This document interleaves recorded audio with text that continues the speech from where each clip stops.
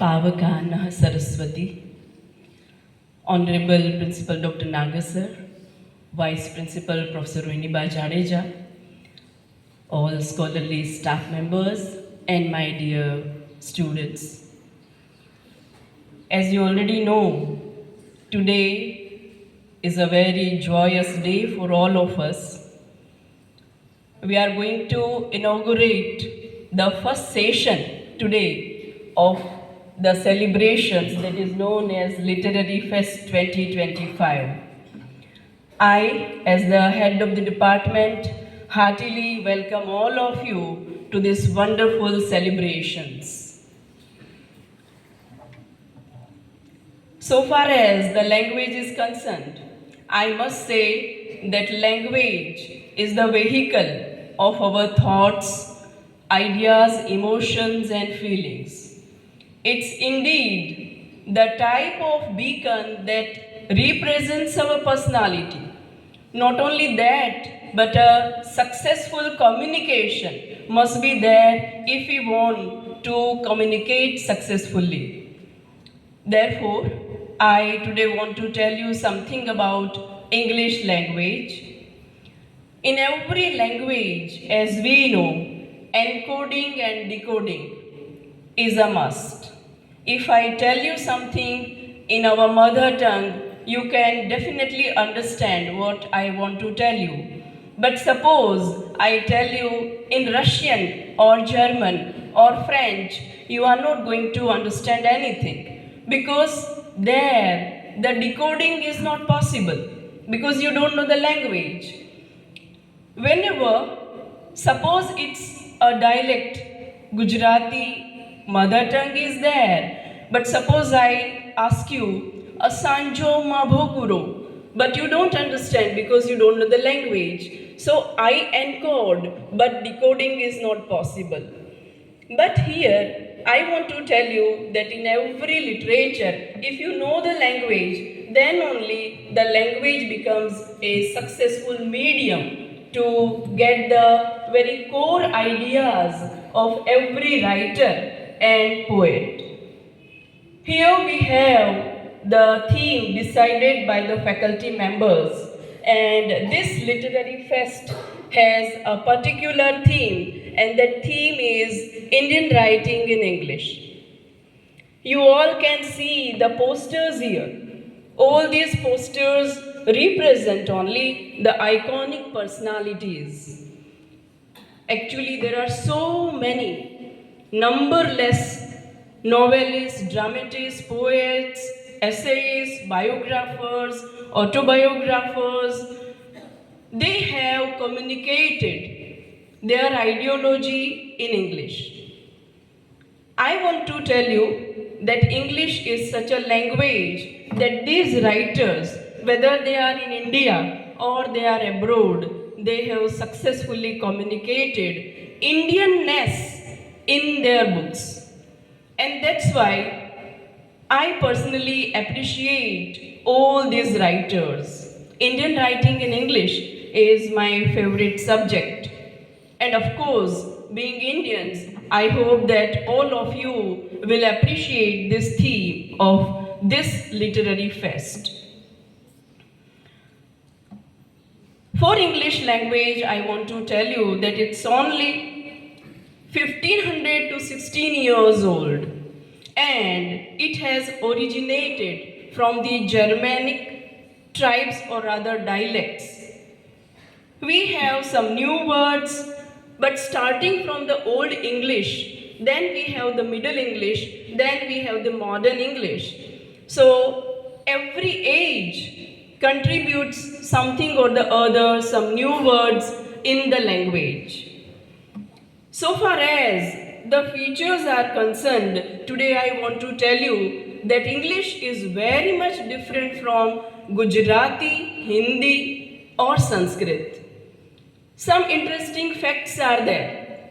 And through those features, I want to tell you something about the uniqueness of this language. English has a rich vocabulary. All of us know very well that English includes welcomes every word from different languages, global languages, and that's why it is known as the international language. It of course includes yoga from Sanskrit, and at the same time it includes restaurant from the French language. The pronunciations are different, the spellings are different, but the language, it includes so many words from Greek, Latin, German, and whatnot. Even from our Indian language, they have adopted worship, puja, jagran, or gulab jamun, or rasgulla, like that. So, in a way, it has a very rich vocabulary. When we think about the grammar portion of this language, then I must tell you that it has a very simple grammatical factors. Compared to many languages, it is so simple. Even the foreigners, whenever they come here, they tell that your Gujarati is very difficult, your Hindi is very difficult. Or, of course, we know that we also feel that Sanskrit is very, very difficult. But actually, English is, they are right, it is very simple.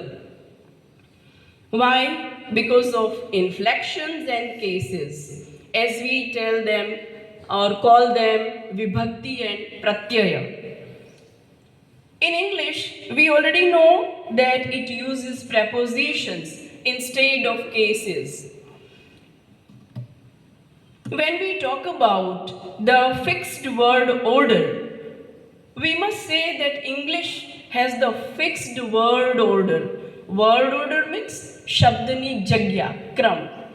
It cannot change. When we talk about Gujarati, Hindi or Sanskrit, there is no problem if we change the place of the words. Suppose I tell you, Rama killed Ravana. Then it's okay. But suppose I change the place of the subject or object, કર્મ અને કર્તાની જગ્યા ફેરવું તો here in English the meaning gets changed totally and it becomes horrible. Suppose I tell you Ravana killed Rama, then what will happen to our mythology? So we can't change the word order or the place of the word in English language. In Gujarati, we definitely can say હું લાડુ ખાઉં છું હું લાડુ હું ખાઉં છું, in any way. But the meaning doesn't get changed. Even in Hindi, suppose I tell you, मैं लड्डू खा रही हूँ, मैं खा रही हूँ मैं Laddu. There is no change. Even in Sanskrit, suppose I tell you, aham modakam khadami aham modakam khadami aham. No change. Why? Because the cases, inflections are with the words. પ્રત્યયો અને વિભક્તિઓ એની સાથે છે, શબ્દની સાથે છે. But what happens in English? It is not so.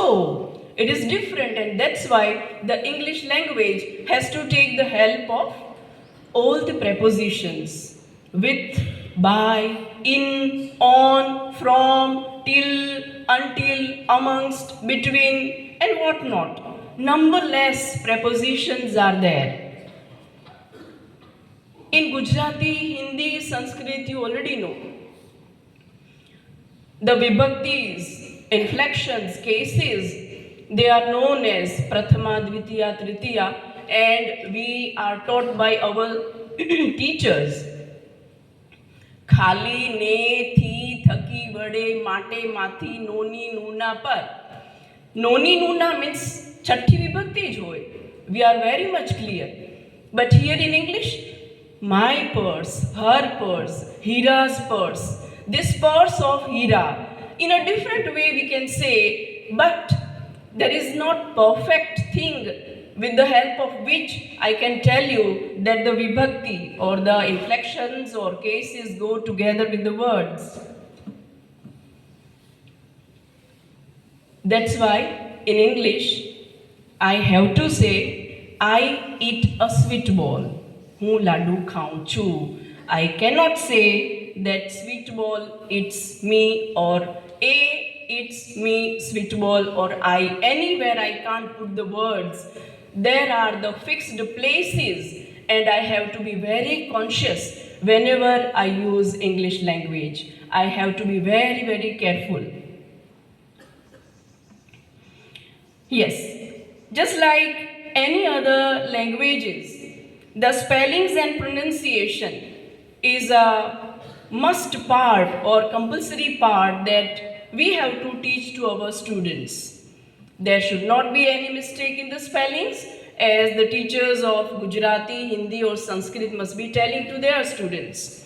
So far as the pronunciation is concerned, I make it a point that in every first lecture of my semester 1 students, I tell them to practice one sentence. She sells shells on the seashore.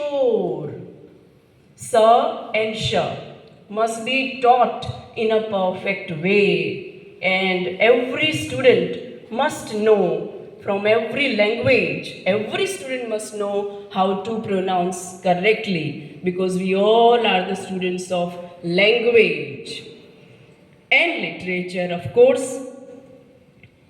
In short, I want to tell you that English is different. It has remarkable features or characteristics.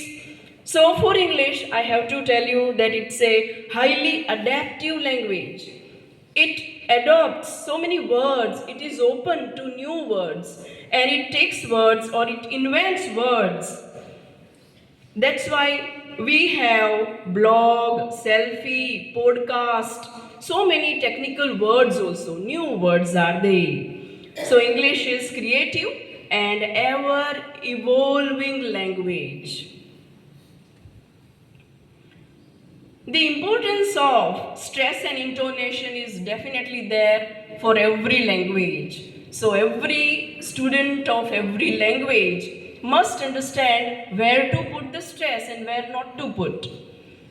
And that's why we also talk about it, we also discuss about it. E, u, e, I, o, ah. So how to pronounce? First of all, you have to learn in your mother tongue. Then only you can learn in other languages. The correct pronunciation, the correct aroha, avroha, means stressed and unstressed words. And that's why when we start prosody or meter, at that time also I tell them to remember one fine quotation from kids. A thing of beauty is a joy forever. Then only the rhythm comes. Then only you can sing the song. Otherwise not. Yes, so whenever we talk about any language, we already know that varieties are there. Even in Gujarati, Hindi, Sanskrit also, we have different varieties, and that's why we always, personally I always talk about Gujarati in my lectures, because we are Gujaratis and mother tongue is the base. So I tell that the variety of English also is found, as we have Kathiawadi Gujarati, Halori or Charotari. So the pronunciation gets differ in all this way. Similarly in English also, we have British English, American English, Canadian English, and so on and forth. But to tell you very frankly that the intonation gets changed. When I speak British English, then I have to say, what's your name? But suppose I am an American, that of course the American always pronounces with the nasalized tone, and that's why he says, what's your name? Means we can't hear properly.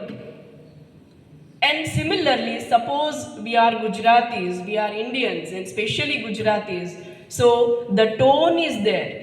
What is your name? Because it is our leka, it is our rhythm. It's not our fault, it's nobody's fault, because mother tongue influence must be there, and it is always there. So, proudly we have to speak our Indian English. There is not any mistake.